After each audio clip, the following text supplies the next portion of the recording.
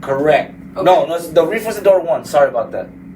The reefer's in door 1. They put it in door 1. Yeah, door 2 is open. Door 2 is open? Yeah, door 2 Okay, so door 2 is open? Yeah. So where's Francisco gonna go? Door 1. I mean door 2, door 2. Okay, alright. Yeah, so we're only working off of 1 because the reefer never showed up. Well, but he's gonna be here in a little bit, though. Yeah, That's crazy. Now they don't even give you that. But back then for the late gates, they just charge you. Or was it $500? There's so much they don't do anymore. Yeah. It's like they used to placard containers, too. Yeah, now the hazmat plaque, they don't do that. They make the cut. It's so sad. It's really sad. Yeah. We have a customer. Well, we don't do business with them anymore.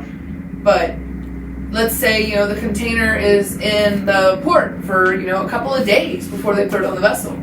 Wow. We've had it where it was a reefer container. It was a reefer container, and it stormed. One of the placards fell off while it was at the port. And if you go into the port, you have to have all sides of your container placarded, or else they don't let you in, right? The container will be in the port for days. Days before the vessel leaves, it sits there. Yeah. We turn it in. And then right before they go to put it on the vessel, there's a placard missing. Oh, sorry, you're gonna miss cut off. Sorry, we're gonna have to roll it. It's gonna go on the next vessel. Yeah. They call the customer, make her set it up to have a trucker pull it out of the gate, slap a placard on it, and put it right back in the gate and go to the next vessel. Yeah. So we have to pay you to take it out, put the placard on, and take it back into the port. Meanwhile, the port could have done that the whole entire time. And also, the customer has to pay the steamship line and the port. And us to pay you. It's ridiculous. And you know what the port used to charge? $150. Yeah. Just for putting on a plaque. I remember all we had to do was fill in the amount, the container number, that we accepted charges. We faxed it over. It was $150. Fax. A fax. And our driver would be able to go on with it, drop it, and they get placarded, they put it on the list. Bayport and Barber's Cut used to have a fax machine. So if we needed to give you paperwork, we can fax it to you there. Sad. You can, like a hazmat load or any load. Hey, can you fax it? Yeah, we knew it. Fax it. They stopped. And that was the hardest because now you have to go to the truck stop or something. Instead of helping drivers, they're going backwards. They're making instead of being more trucker friendly, they're not. Or at least not in all the cases. It actually on so many different aspects of it. That's like the container and chassis. We used to never had separate charges for it. Yeah. Anytime you pick up. We used to leave the containers on the yard until the very last free day. It had nothing to do with the chassis. Nothing to do with the chassis. To see if maybe a customer needed an export. Let's say you were coming back from, Mississippi or whatever with a 40-foot MSC container. We don't have anything until next Thursday for that MSC container. We tell you to leave it on the yard. Street turning. Because there was no extra chassis charges. And then about 3-4 years ago, they started charging. They split the equipment. The containers on one side, the chassis on another.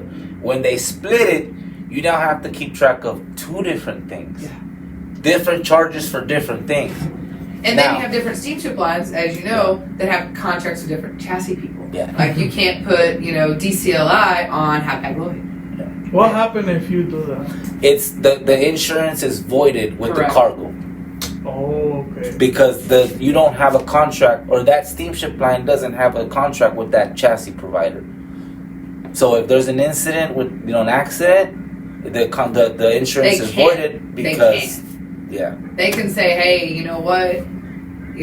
We should have been involved in that wreck anyway. Our equipment should have been on there. Correct, and that's because it's not contracted. Yeah, it's so stupid. The problem is now in Houston, there's only 2 chassis providers, DCLI and Track. They both run out of equipment all the time. So what do you do? Mm-hmm. Now we need more, of course. Need more of our own. The combos. Yeah. But then you get screwed whenever you got it, and it sounds bad on this. You get screwed as a driver whenever you have a customer that needs to take something to the railroad. Yeah. Because they make sure that it's on the right chassis, no matter what. Because they don't want to pay the swing charge at the railroad. It's a lot of little things. Trust me, I'll tell you whatever you guys want to know. You have to balance it out, you know. Yeah. You have to balance it out. I mean, that's it. We had this in just now where we come across port last 3 days. The port will tell you last 3 days is Sunday. Well, we know you can't. The ports aren't open on Sunday. So what would you assume the last free day would be? Friday, right? So that's exactly what we did. Customer called me. He goes, "Why didn't you pick this up? The last free day was yesterday, Thursday." Huh? Yeah, but meanwhile, the steamship lines, all of them tell us if it's the port last free day, do the day before, Correct. 1 day before, and they always say if it's Sunday, it's Friday. But now everybody's working from home. They update it right. It's harder to get, especially the steamship line. It's harder to get shit. You're never gonna win the steamship. Yeah, you can't win with the steamship line. They control the waters. This is the airplanes are more expensive. That's why they use containers. But it's hard with steamship lines. It's hard to deal with sometimes to get a hold of them. Yeah. Now I've found that most steamship lines now they don't put a phone number on their email. They don't, and that they don't want you to they call do that on purpose. They just put an email address, and when they get to it, they get to it. But they do not put Hapag Lloyd is really bad now. They moved their Hapag Lloyd from Houston to Georgia. No, that's not bad. Maersk is in India. Oh, that's true. Maersk is in India. So if I send an email right now, I'm gonna get it back from like 8 p.m. You know, that's whatever. So when they have their shift change, it's hard.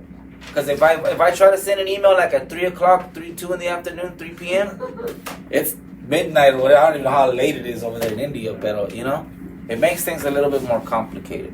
It makes things a lot more complicated. That's how I. Thank you guys for watching. This is Martin with Steadfast and Orion in Houston. Follow us on LinkedIn, YouTube, Facebook. Reach out to us at any time. We're here to help. Hope you guys enjoy these videos and hope you learn something.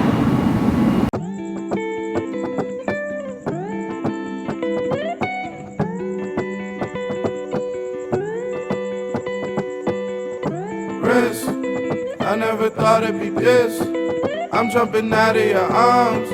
I land and fall in a pit. Is this what they call the abyss? I fought and clawed for an inch, turning a miracle mile.